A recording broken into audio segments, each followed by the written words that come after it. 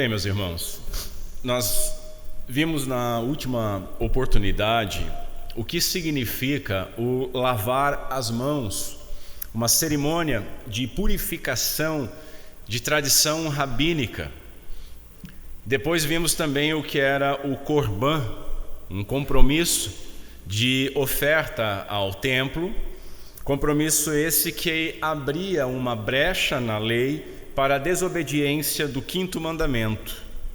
Nós aprendemos que tradições humanas, elas têm penetrado no cristianismo, principalmente na prática do culto e no comportamento, ganhando o comportamento dos cristãos, ganhando status muitas vezes de mandamento bíblico, aquilo que era só tradição humana, e tornando os seus praticantes, então, legisladores dessas invenções humanas, como se fossem leis divinas, e julgando e condenando e se apartando de outros irmãos por causa dessas coisas, muitas vezes se sentindo mais espirituais e piedosos, quando na realidade são somente tradicionais.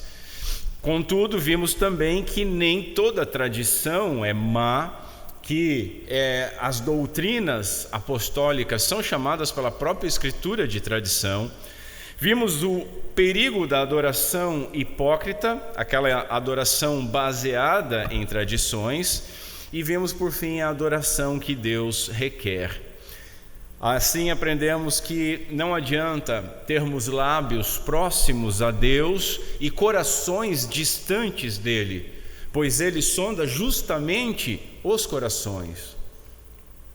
Os corações daqueles homens, daqueles fariseus que vieram incomodar mais uma vez o nosso Senhor e os apóstolos, estavam longe de Deus, segundo o verso 8 desse capítulo de Mateus. E assim, toda a adoração exterior destes homens tornava-se mera zombaria de Deus. Avancemos então e vamos ler o Evangelho de Jesus Cristo, segundo Mateus, capítulo 15, a partir do verso 10, onde a santa palavra do Senhor nos diz o seguinte: E convocando a multidão, Jesus disse: Escutem e entendam. O que contamina a pessoa não é o que entra pela boca, mas o que sai da boca, isto sim contamina a pessoa. Então, aproximando-se dele, os discípulos disseram: Sabia que os fariseus, ouvindo o que o Senhor disse, ficaram escandalizados? Mas ele respondeu: Toda planta que meu Pai Celeste não plantou será arrancada. Deixai-os, esqueçam os fariseus, são guias de cegos. Ora, se um cego guiar outro cego, ambos cairão num buraco. Então Pedro disse a Jesus: Explique-nos esta parábola. Jesus, porém, disse: Também vocês ainda não entenderam? Não compreendem que tudo que entra pela boca desce para o estômago e depois é eliminado? Mas o que sai da boca vem, procede do coração, e é isso que contamina a pessoa. Porque do coração procedem maus pensamentos, homicídios, adultérios, imoralidade sexual, furtos, falsos testemunhos, blasfêmias. São estas coisas que contaminam a pessoa, mas o comer sem lavar as mãos não a contamina. Até aqui, vamos mais uma vez ao Senhor em oração, curve sua cabeça. Bendito Deus e Pai do nosso Senhor Jesus Cristo, em nome de quem nós clamamos, que Tu nos auxilie nesta manhã por meio do Teu Santo Espírito. Pai, as minhas debilidades são muitas, e as debilidades dos meus irmãos também. Pedimos, Senhor, que Tu as vença por meio do Teu Santo Espírito, nos iluminando na Tua Santa Palavra, glorificando o Teu Filho, Jesus Cristo, em nosso meio, por meio da pregação do Evangelho e a Sua obra bendita de salvação a nós. Ajuda-nos, Senhor, a compreendermos um pouco mais da Tua Escritura. Ajuda-me, Senhor, a sumir por detrás deste púlpito e que nós possamos sair daqui melhores do que entramos hoje. Pedimos essas coisas e Te agradecemos por tudo que Tu já estás fazendo, no nome de Cristo Jesus. Amém. e amém. Os irmãos estão me ouvindo bem? Todos, né? Amém. Hoje, meus irmãos, nós veremos então que guias cegos, eles se escandalizaram com Cristo, mas que o próprio Senhor, ele não se importou em escandalizar esses homens, porque eram plantas que o Pai não plantou. São cegos guiando outros cegos e ambos cairão assim no abismo. Depois nós veremos o que de fato contamina o homem, e isso é muito importante nós compreendermos. Veja, Jesus ficou surpreso pelo entendimento lento dos seus discípulos, mas explicou que não é o que entra pela boca, mas aquilo que sai que contamina os homens, e nós vamos entender isso um pouco mais. Por fim, veremos que o coração é a fonte de todos os nossos pecados. Vejamos assim então, em primeiro lugar, os guias cegos. Estes se escandalizaram com Cristo, verso 12. Eles julgaram estranho que o seu amável mestre, ele dissesse algo que ele sabia que iria ofender os fariseus. Porque até então, meus irmãos, Jesus ele não costumava fazer isso. Talvez eles imaginassem que se Jesus soubesse o quanto a sua afirmação foi provocadora, foi incômoda àqueles que ouviram, deixaram desconfortáveis os seus ouvintes, talvez ele não tivesse dito aquilo. Assim, eles vieram alertá-lo, talvez numa repreensão velada, mas provavelmente numa sugestão educada de que Jesus havia ido longe demais. Sabia que os fariseus, ouvindo o que o Senhor disse, ficaram escandalizados, como se pudessem trazer uma novidade para Cristo, e chegaram informando, escandalizados. Isso significa que os fariseus, eles foram levados a tropeçar por aquilo que Jesus disse, que eles ficaram ofendidos, sentiram o golpe, acusaram o golpe.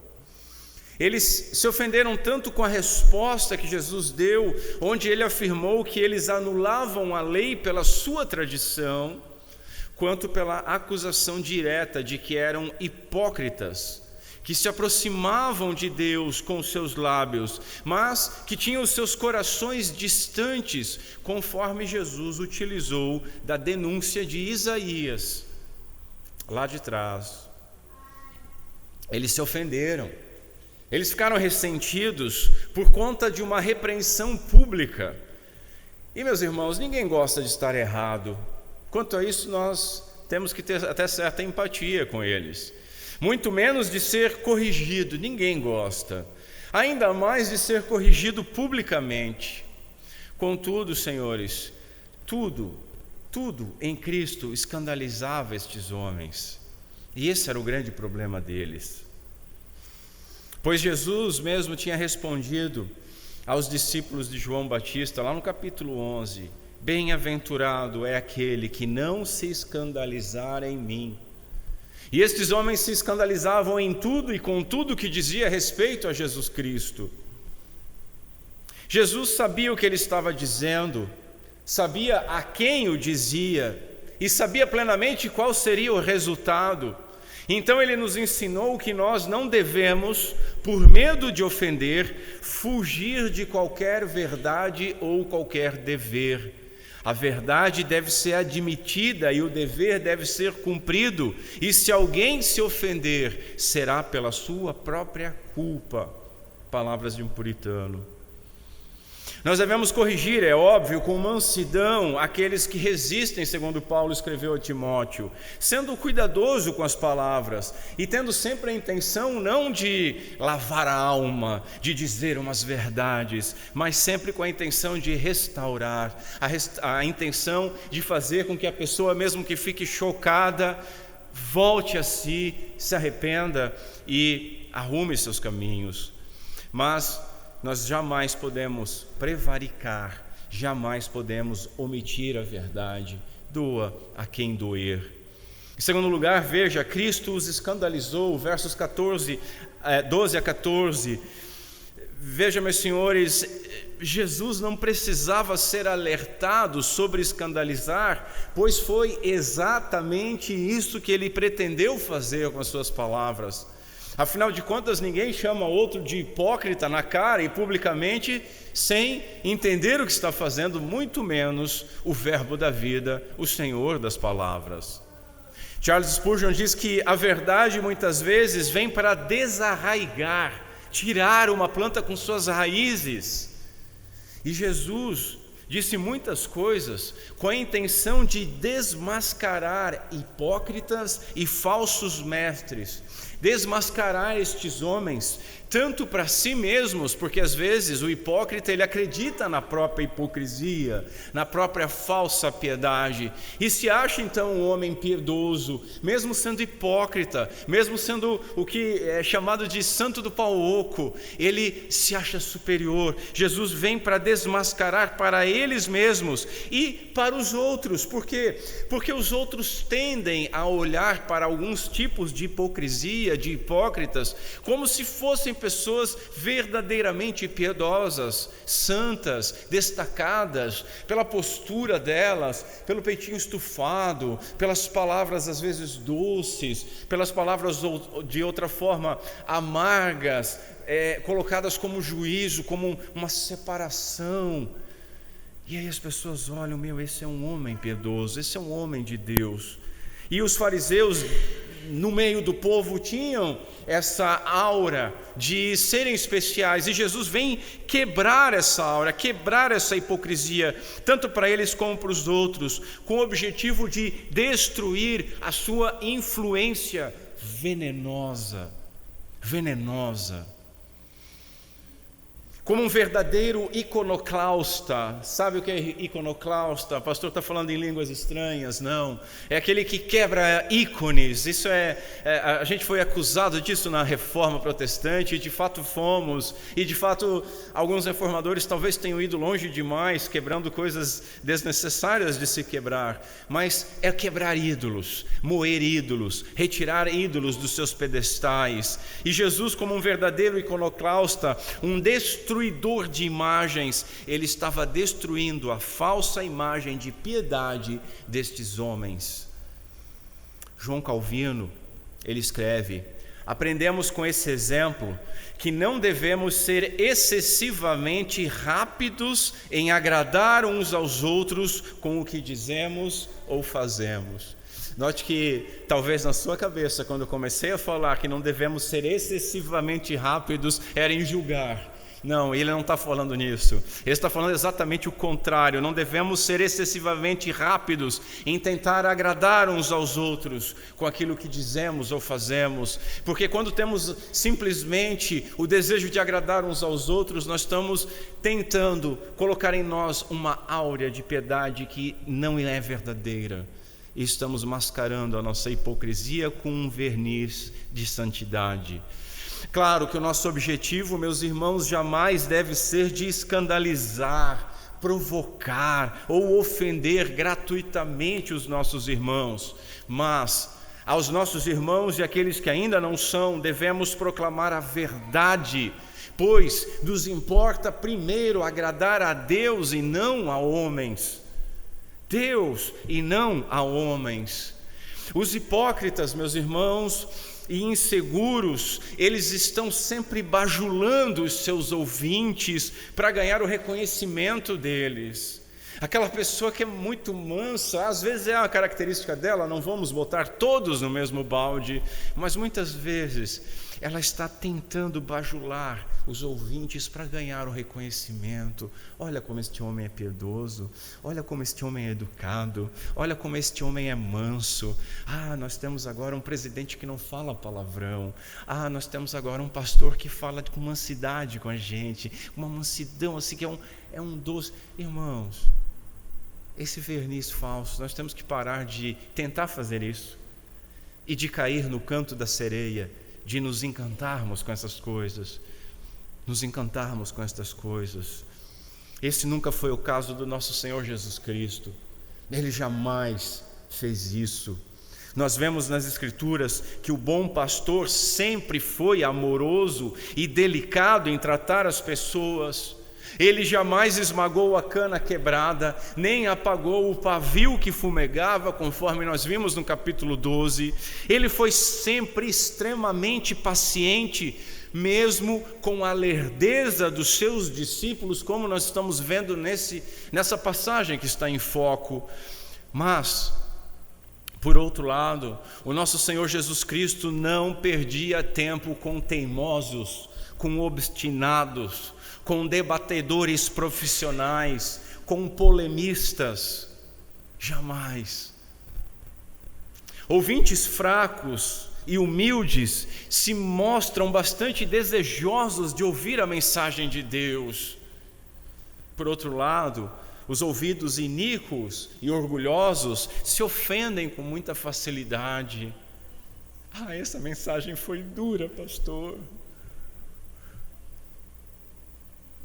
Se agradarmos os homens, diz um puritano, ocultando a verdade e tolerando os seus erros e a sua corrupção, não seremos servos de Jesus Cristo. Jamais tentemos agradar os homens ocultando a verdade.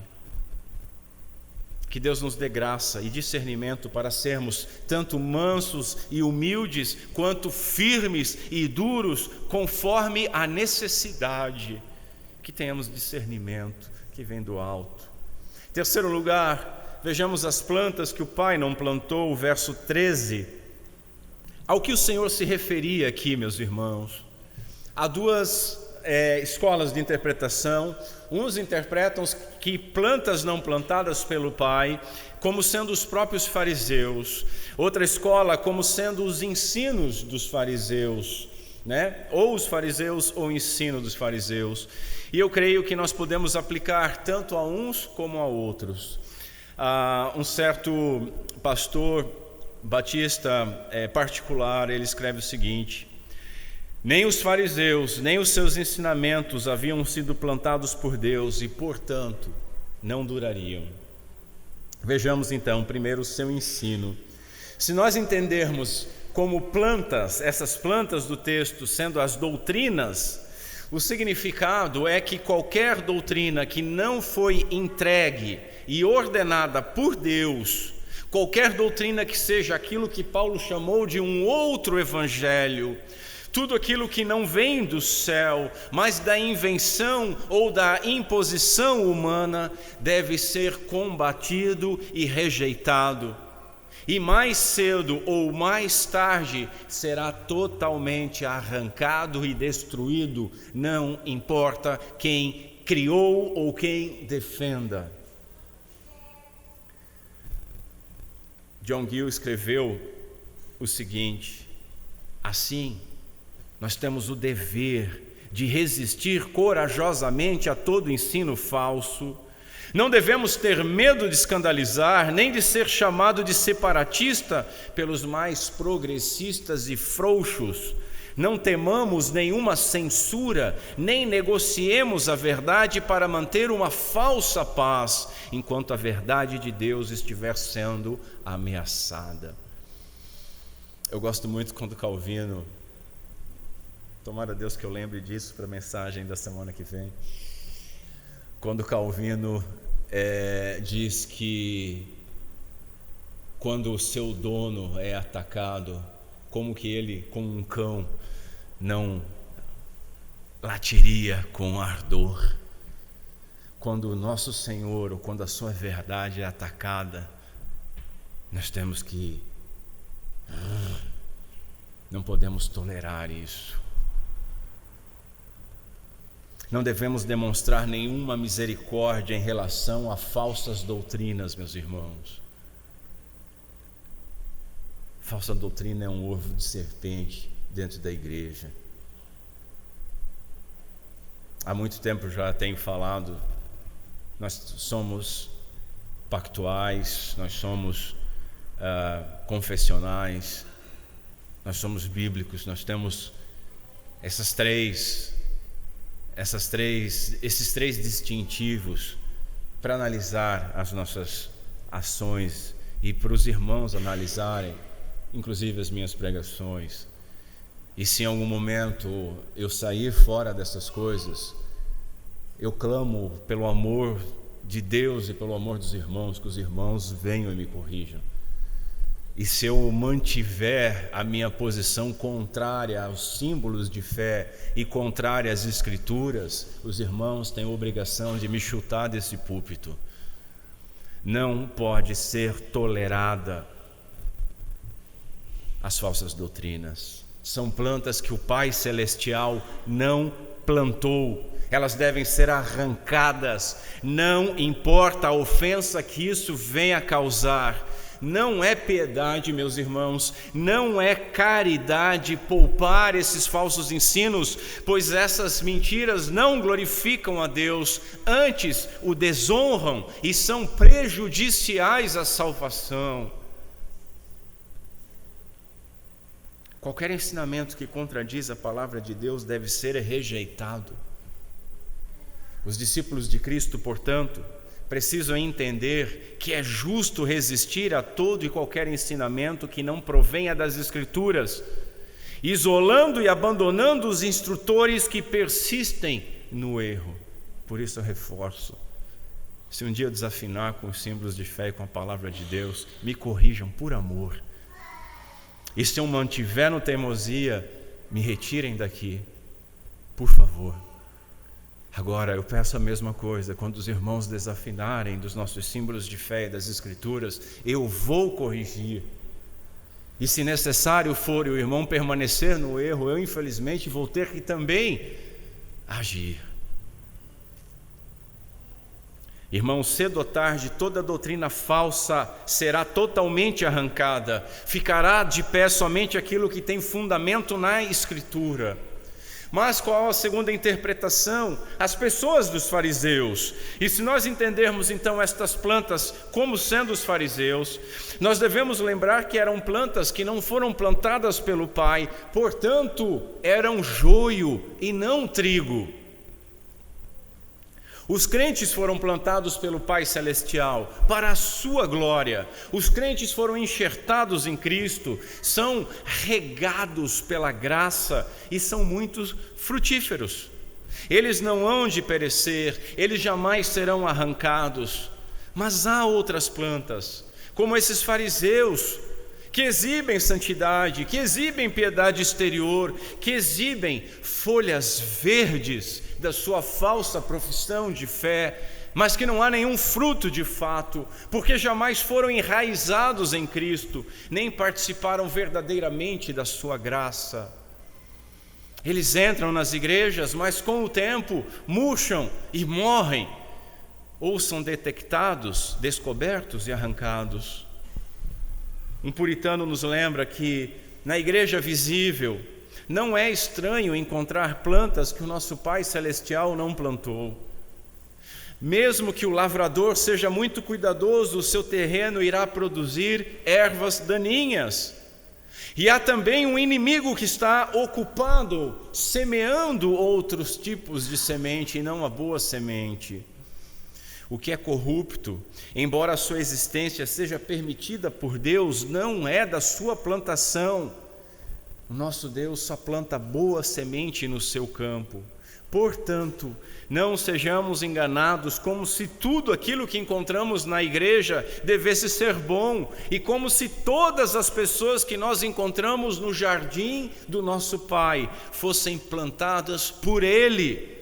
Deus não os reconhecerá como sendo da sua plantação, pelos seus frutos os conhecereis. Palavras terríveis, meus irmãos, mas a experiência revela que infelizmente são verdadeiras. Eu e minha esposa compactuamos do mesmo testemunho, em momentos diferentes, quando ela foi para a igreja, quando eu fui para a igreja, quando nós nos convertemos, quando vimos a podridão humana, quando nos arrependemos dos nossos pecados e entramos na igreja. Aquele entrar na igreja foi entrar numa assembleia de santos. Eu estou no meio de irmãos santos que se arrependeram dos seus pecados. Aqui todo mundo é puro, aqui ninguém mente, aqui todos tiveram coração lavado, até que a gente começou a ver os homens, e os homens continuam sendo homens. Claro que na época nos escapava a doutrina de ser simultaneamente pecador e justificado. Claro que nos escapava a doutrina da corrupção total do homem e que o pecado continua com as suas marcas em nós até que sejamos totalmente glorificados. Mas havia uma ilusão de que tudo que estava dentro da igreja era santo e perfeito. Infelizmente não é. Essas plantas serão podadas. Aliás, essas plantas que o Pai não plantou, elas não vão ser podadas pelo Pai, porque o Pai poda as plantas para crescer. Essas plantas vão ser arrancadas pelo Pai. Arrancadas pelo Pai. Quarto lugar, são cegos guiando outros cegos. Verso 14. Esses falsos mestres e defensores de tradições humanas são líderes cegos. Sua cegueira é do coração, resultado do auto-engano, pois na sua presunção eles faz com que eles se achem que somente eles enxergam verdadeiramente, que somente eles são capazes de realmente ver. Os outros não enxergam as coisas que eles veem espiritualmente. No juízo final, Deus irá separar definitivamente o seu povo dos injustos. Cristo diz aos discípulos para não se preocuparem com os fariseus, deixai-os, esqueçam os fariseus, verso 14, não se preocupem com eles, não cortejem os seus favores, não temam o seu descontentamento, deixai-os. Essa palavra é muito dura, irmãos. O abandono por Deus é um julgamento severo, é uma forma da ira de Deus descrita por Paulo em Romanos capítulo 1, como Deus os entregou. Deixai-os. Deus os entregou para estas coisas. Um teólogo reformado escreve: quão trágica é a sorte da pessoa que segue um líder tal como esses. O líder é cego e também é cego o seu seguidor. Porventura não cairão ambos no buraco? Nesse sentido, estaria Jesus pensando em um buraco como símbolo do inferno? Não podemos dizer nada mais, senão que esse poderia ser o caso. Os guias cegos, assim como os seguidores cegos, perecerão juntos. Perecerão juntos. Nós sabemos que o inferno é o destino de todos aqueles que mentem e de que amam a mentira. Apocalipse capítulo 22, verso 15. Tanto o guia cego quanto o cego guiado, ambos cairão na cova, pois ambos são responsáveis. Ninguém pode atribuir inteiramente ao seu pastor, ao seu professor, o pecado de ter sido mal direcionado. Vigiemos, nós temos as Escrituras, elas estão em nossas mãos, nós podemos conferir uma coisa com a outra. Durante muito tempo eu tive muita misericórdia dos cegos que eram guiados por outros cegos, mas esse texto nos ensina que ambos são responsáveis. Na segunda parte vamos ver o que contamina o homem. Os discípulos pedem, em primeiro lugar, para que a parábola seja explicada, versos 15 e 16. Veja, meus irmãos, esses discípulos estão pedindo que Jesus explicasse a declaração do verso 11, a respeito do alimento não contaminar o homem, e não a declaração imediata do verso 14 sobre deixar os fariseus cegos guiar outros cegos. O verso 15 não está respondendo o 14, está respondendo ao verso 11. Note que o Senhor, Ele se admirou que fossem tão vagarosos em entender. Aqueles homens estavam um certo tempo com Cristo, mas não entendiam princípios básicos. Sobre isso eu quero falar em breve com os irmãos. Cristo espera de nós algum conhecimento. conforme o tempo e os meios que nós dispomos. Temos a Bíblia? Temos. Sabemos ler? Sabemos. Temos tempo para ler? Todos têm. Temos os nossos símbolos de fé? Temos. Nós os lemos? Todos temos tempo para ler. Há pouco nós falamos de um imperativo para a vida cristã: cresça. E note que a ignorância e os enganos daqueles que professam a religião e desfrutam os privilégios de serem membros de uma igreja, esses representam com justa razão uma tristeza no coração do nosso Senhor e Salvador Jesus Cristo. Palavras de um puritano. Cristo se entristece com o nosso desprezo pelo conhecimento que nos é proposto. Embora Jesus reprovasse a ignorância dos discípulos, note que ele não os abandonou. Ele se compadeceu deles e os ensinou mais uma vez. Note também que Jesus, ele chama a multidão. Na liturgia nós lemos toda essa passagem no Evangelho segundo Marcos para nós termos uma noção do que estava acontecendo. Os fariseus foram questionar Jesus por causa dos seus discípulos. Então, presume-se que Jesus está próximo dos fariseus e a multidão estava um pouco afastada, mas aqui Jesus chama de volta a multidão.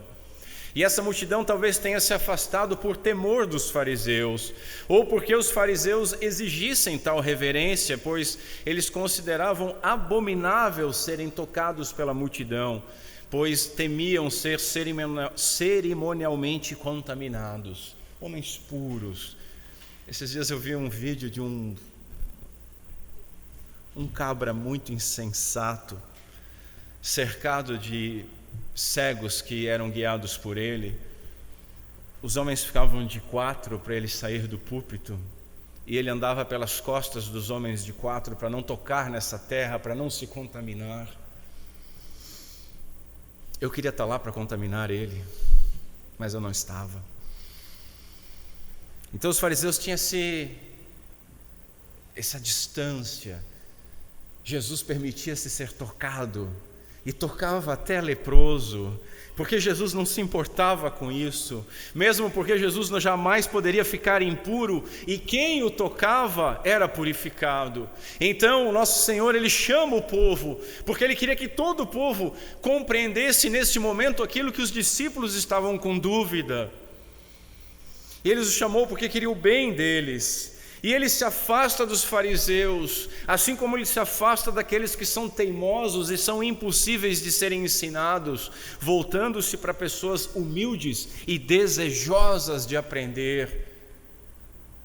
Se você tem aquele sentimento que fica te oprimindo, eu sou tão tadinho, eu não entendo essas coisas, peça ajuda ao Senhor, peça ajuda ao Espírito Santo de Deus. Não espera que um anjo vai vir do céu e botar as coisas na tua cabeça. Abre a tua escritura, abre os teus símbolos de fé, ora e pede: Senhor, me ajuda a compreender, porque Ele se aproxima dos humildes. E voltando-se para essas pessoas humildes e desejosas de aprender, ele os ensinou. Veja, àqueles orgulhosos ele disse: deixai-os. E a estes ele diz: escutem e entendam. Verso 10, escutem e entendam. Não adianta apenas ouvir, meus irmãos, porque a menos que nós entendamos aquilo que nós estamos ouvindo, de nada adianta. Nós devemos nos empenhar para compreender aquilo que ouvimos da boca de Cristo. E o que ele disse não é o que entra pela boca. Versos 10 e 11 e verso 17. Observe que não foi uma parábola que gerou dúvidas. Jesus falou numa linguagem extremamente simples. Não é o que entra pela boca que contamina o homem, mas o que procede da boca, isso contamina o homem. Não era uma parábola, era um ensino extremamente simples. E talvez a dificuldade do entendimento certamente tinha alguma influência da tradição religiosa enraizada no povo e nesses discípulos, que eram homens do povo. Jesus explicou que a verdadeira contaminação é moral, não física. Moral. e não física. O que comemos desce para o nosso estômago, e o resíduo que não for digerido e assimilado pelo nosso corpo é eliminado por ele, é lançado fora, como diz a ACF, ou seja, vai para o esgoto. O cuidado que devemos ter com o que comemos ou bebemos é no aspecto do abuso. No abuso. Você vê abstêmios empanturrados e embriagados de glutonaria, julgando quem toma uma cerveja. O aspecto que nós devemos cuidar é do abuso. Comer demais é pecado, beber demais é pecado, ponto. Tudo que for comido ou bebido deve ser recebido com gratidão e para a glória de Deus, sem excesso. Veja, Jesus não estava aqui, meus irmãos, defendendo a anulação das leis cerimoniais. Contudo, como Marcos deixou claro no seu evangelho, a anulação seria o resultado lógico.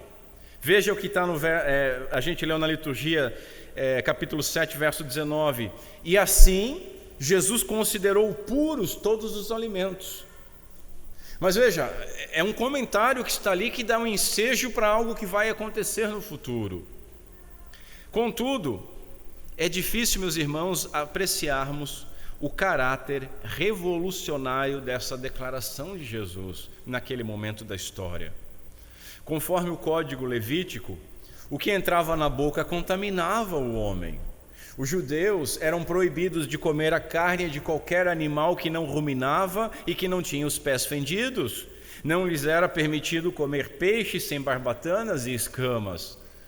Instruções minuciosas foram dadas por Deus acerca de alimentos que eram limpos ou imundos. Nós acabamos de ler há pouco tempo essas instruções nas nossas leituras comunitárias.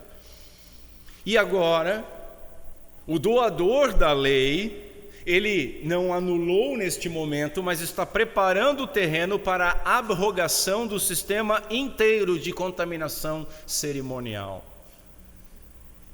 Porque aquilo que era em sombra, agora estava claro aos olhos do povo.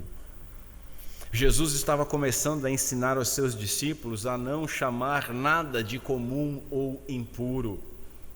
Anos mais tarde, Pedro ainda lutava contra Deus para aceitar que todos os alimentos eram puros. Lá em Atos capítulo 10, nós vemos isso.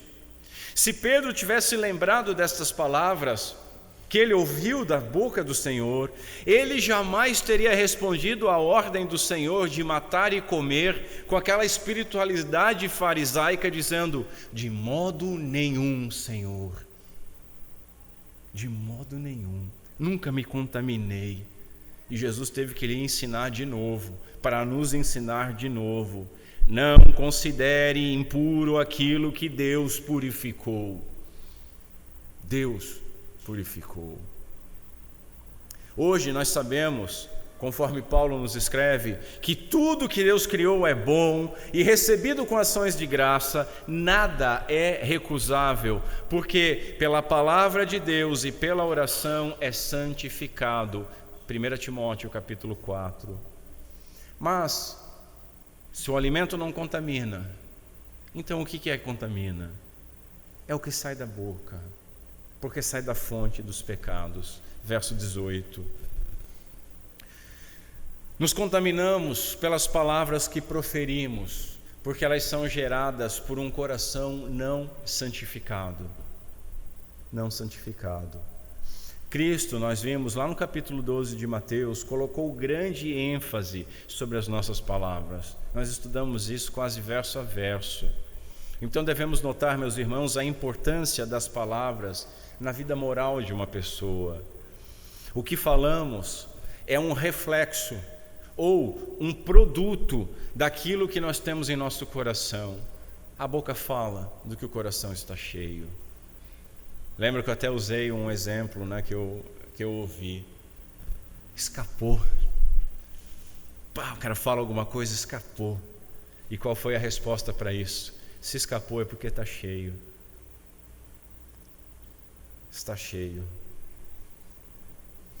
Os discípulos de Jesus, meus irmãos, eles não se contaminavam com aquilo que comiam e nem por comer sem lavar as mãos no ritual cerimonial de purificação.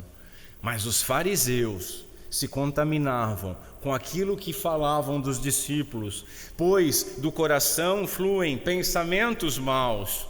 Está aqui. Homicídios, adultérios, pecados sexuais, roubos, falso testemunho, está aqui. E blasfêmia também está aqui. Veja, quando Jesus falou sobre o coração, quando nós lemos sobre o coração, é óbvio que ele não está falando sobre o órgão que bombeia o sangue, mas a fonte corrupta de motivos e desejos que se manifesta por pensamentos impuros. Depois dos pensamentos impuros, por palavras depravadas e seguidas então por atos maus. O ato mau, ou a palavra impura, ela nasce de um coração. Aquilo que sai da boca procede do coração. Aqui está a origem e a fonte de todo o pecado. Jeremias escreveu: enganoso é o coração mais do que todas as coisas e desesperadamente corrupto ou perverso. Desesperadamente perverso. Isso era Deus lamentando com o profeta. Quem poderá entendê-lo, diz o Senhor. Irmãos, não existe um pecado, seja em palavra ou obra, que não esteve primeiro no coração. Ali é o solo da semente do pecado. O que nós vemos depois é o fruto. Do mau pensamento nasce a ira que gera o assassinato. Do mau pensamento nasce o desejo que leva ao adultério ou à fornicação. Do mau pensamento nasce a cobiça que gera o roubo. Do mau pensamento gera o coração falso que leva à mentira, e a mente que profanada leva à blasfêmia. Que Deus purifique os nossos corações, por misericórdia.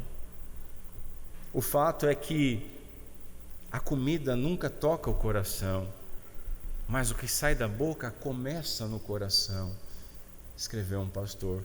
Olha lá o que nós lemos em Marcos. Porque não entra no seu coração, mas no ventre, e é lançado fora. O que nós comemos não entra no nosso coração, mas no ventre. O que sai da boca começa no coração. A comida nunca toca o coração. As palavras faladas saem do coração e, portanto, elas são indicadores do caráter da pessoa. Do caráter da pessoa. Charles Spurgeon diz que os pensamentos usam as palavras como suas vestes e os atos são a materialização das palavras. Vejamos em quarto lugar a fonte dos pecados. Vamos aprofundar essa história do coração, versos 19 e 20. Jesus havia dito o seguinte: hipócritas, isso é o amor falando, hipócritas, bem profetizou Isaías a vosso respeito, dizendo: este povo se aproxima de mim com a sua boca e me honra com os seus lábios, mas o seu coração está longe de mim. Em vão me adoram, ensinando doutrinas que são preceitos de homens. Versos 7 e 9. E agora Jesus diz o seguinte: pois do coração fluem maus pensamentos, homicídios, adultérios, pecados sexuais ou fornicação, roubos, falsos testemunhos ou calúnias e blasfêmias. Verso 19. Jesus declarou, meus irmãos, nestes versos, que o coração é a verdadeira fonte de todo pecado e contaminação. E assim aprendemos que a verdadeira fonte do pecado não está fora do homem, mas sim dentro do homem. Dentro do homem. Vejamos os pecados que saem desta fonte. Pois do coração fluem maus pensamentos. Maus pensamentos são o canal do coração para todos os demais pecados. Davi, ele escreveu lá no Salmo 119 assim: odeio os pensamentos vãos, mas amo a tua lei. E o que Davi estava fazendo? Ele estava colocando os pensamentos maus em oposição à lei. Os pensamentos maus são contrários à lei de Deus. Os pensamentos maus são os primogênitos da natureza corrupta, o início da sua força e aqueles que mais se assemelham a ela. Estes, os pensamentos maus, como filhos e herdeiros, permanecem na casa e se alojam em nós. Existe uma grande quantidade de pecados que começam e terminam no coração e não vão além dele. As fantasias e imaginações carnais são maus pensamentos.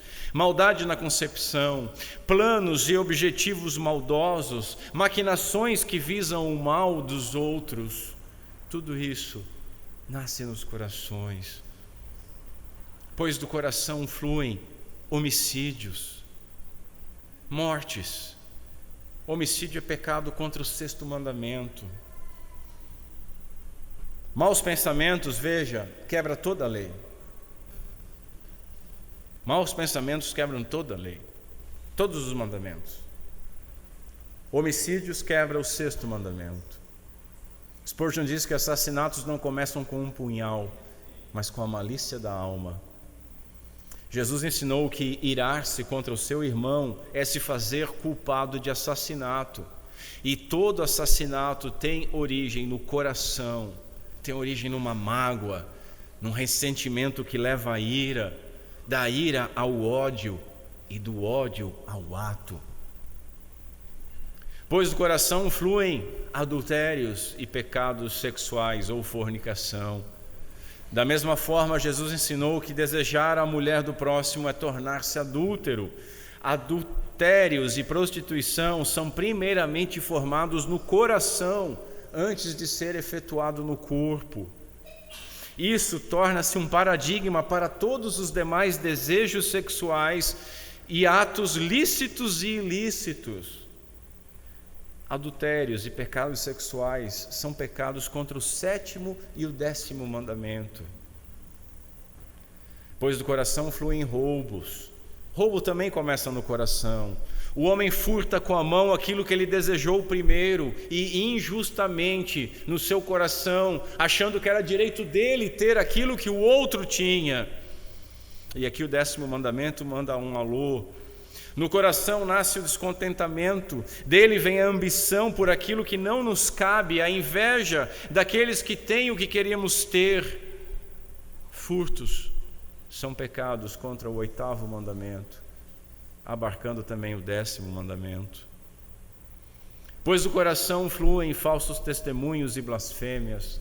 Falso testemunho pode ser entendido também como calúnia, que envolve falar mal do nosso próximo, ou algo que seja não verídico, uma mentira contra ele. É algo que quebra o 9º mandamento.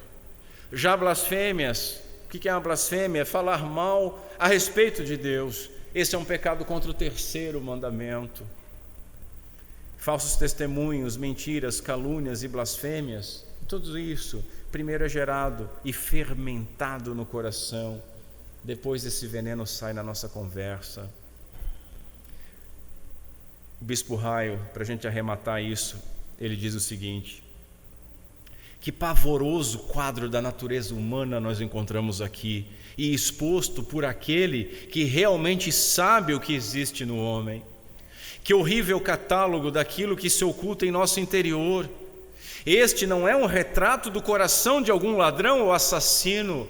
Essa é uma descrição fiel e verdadeira do coração de toda a humanidade. Que Deus nos permita ponderar bem esta lição, que o estado do nosso coração será o ponto principal em toda a nossa religião.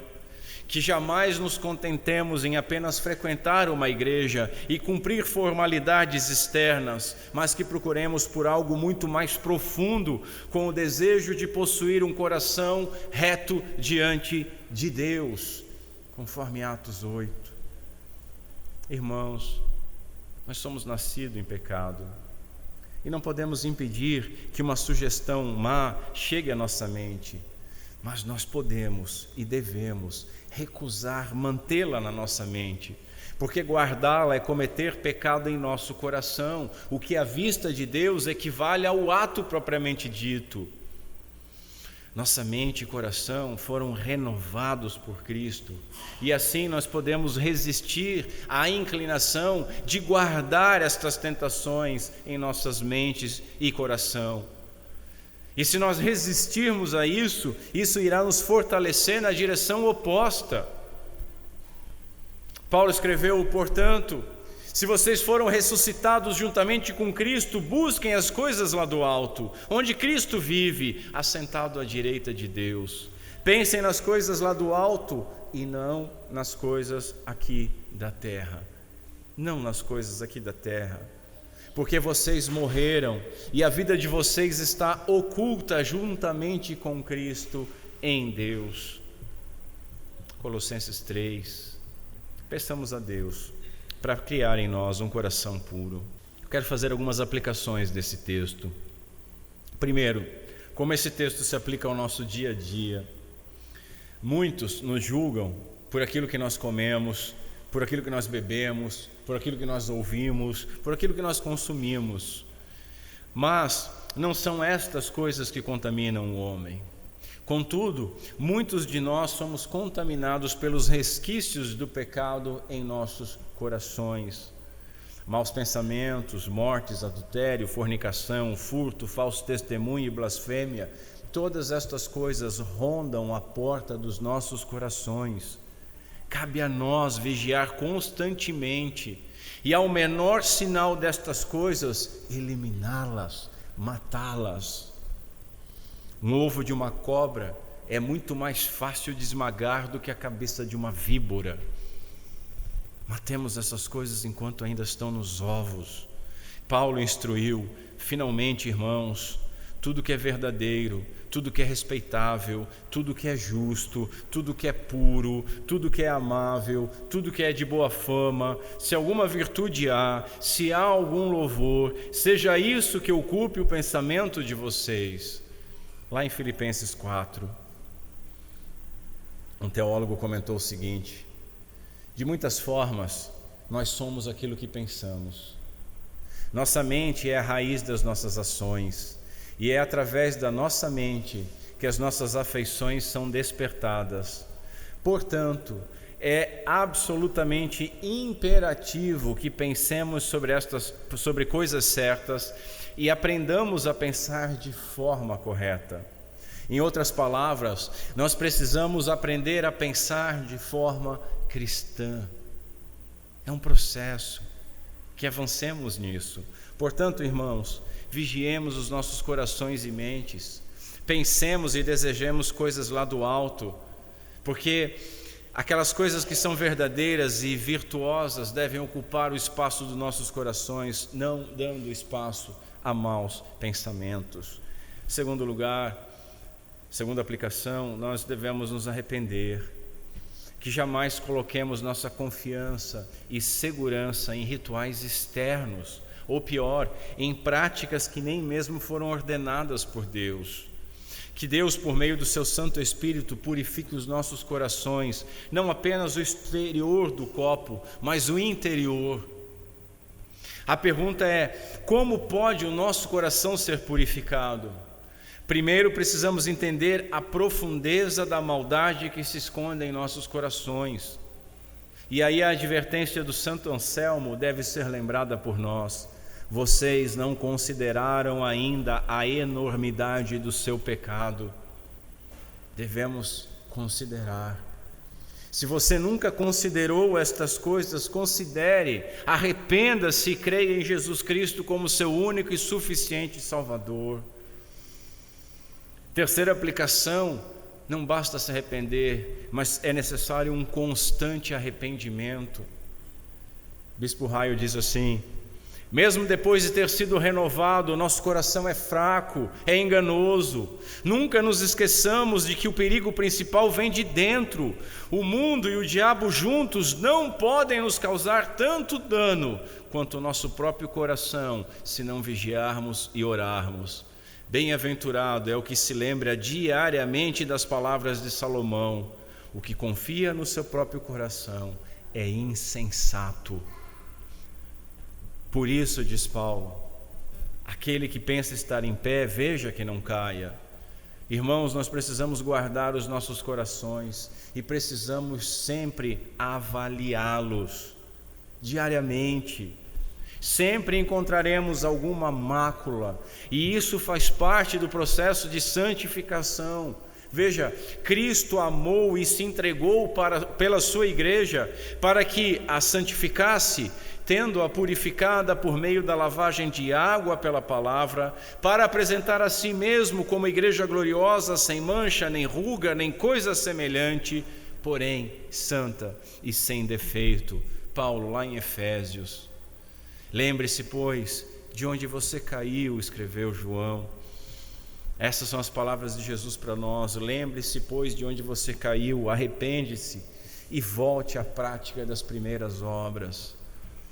Nós devemos pedir constantemente para que o Senhor sonde os nossos corações. Quarta aplicação: Deus é o nosso Pai. Não podemos esquecer disso jamais. Em Cristo Ele nos adotou, somos seus filhos, somos plantas que Ele plantou. Ele está sempre cuidando de nós, Ele nos ama com amor eterno, Ele nos amou primeiro, amou tanto que enviou o seu Filho à cruz para morrer pelos nossos pecados. Como nosso Pai, Ele jamais nos abandonará. Assim, meus irmãos, tenhamos humildade de pedir que Ele sonde os nossos corações para ver se há algum caminho mau, e tenhamos também a ousadia de filhos para pedir que Ele nos guie no caminho eterno. Somos salvos, somos santificados e somos protegidos, preservados somente pela graça de Deus. Quinta e última aplicação: busquemos agradar ao Pai. O nosso desejo deve ser agradar ao nosso Pai.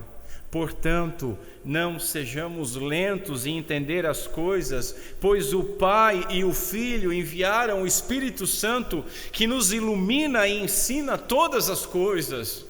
É nossa responsabilidade crescer no entendimento delas.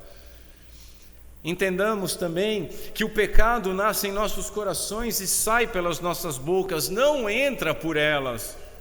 Assim, não importa o que comemos ou bebemos, mas importa a pureza dos nossos corações. Cristo nos lavou e Cristo está nos purificando pelo seu Espírito. Jamais nos escondamos por detrás de alguma prática religiosa, seja tradição humana ou mandamento bíblico. Não imagine que por vir à igreja, por participar do sacramento, você é diferente dos outros. Importa os nossos corações. Vir à igreja, cantar, ofertar, comungar, nada disso aproveita se os nossos corações forem uma fonte de morte. É Cristo crucificado que nos salva, Cristo ressuscitado que nos justifica, Cristo exaltado que nos purifica, e Cristo, quando vier em glória, que terminará a sua obra em nossas vidas. Mas, meus irmãos, até lá, vigiemos. Eu quero encerrar lendo Provérbios capítulo 4, versos 23 e 24, que diz o seguinte: de tudo que deve se guardar, guarde bem o seu coração, porque dele procedem as fontes da vida.